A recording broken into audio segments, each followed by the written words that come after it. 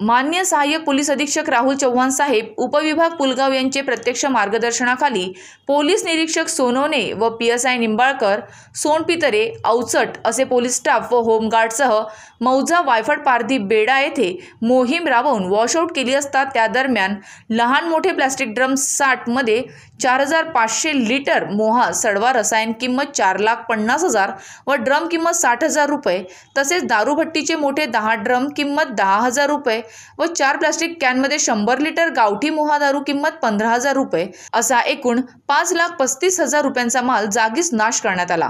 सदरची कारवाई पोलीस अधीक्षक मान्य अनुराग जैन, अप्पर पोलीस अधीक्षक मान्य डॉक्टर सागर कवडे, सहाय्यक पोलीस अधीक्षक पुलगाव मान्य राहुल चव्हाण यांच्या प्रत्यक्ष मार्गदर्शनात केली आहे। महाराष्ट्र TV 24 साठी संतोष देशमुख यांची रिपोर्ट, वर्धा।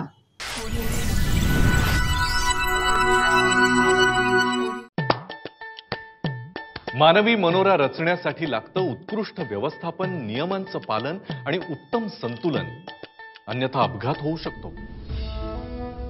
त्याचप्रमाणे निसर्गाचं संतुलन बिघडल्याने पर्यावरणाला धोका होऊन भूस्खलन, दरड कोसळणे असे भीषण अपघात होतात।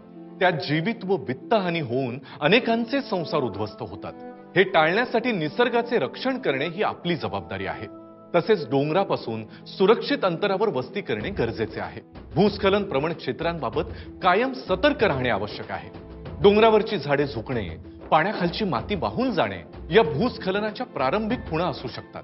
या संबंधित सूचना संबंधित विभागाला दिल्या पाहिजेत, जेणेकरून जीवितहानी टळू शकेल। निसर्गाचं संतुलन व नियमांचं पालन केल्यानेच आपलं आणि निसर्गाचं रक्षण होऊ शकतं। आपत्ती व्यवस्थापन, आयुष्याचे संवर्धन। आपत्ती व्यवस्थापन, मदत व पुनर्वसन विभाग, महाराष्ट्र शासन।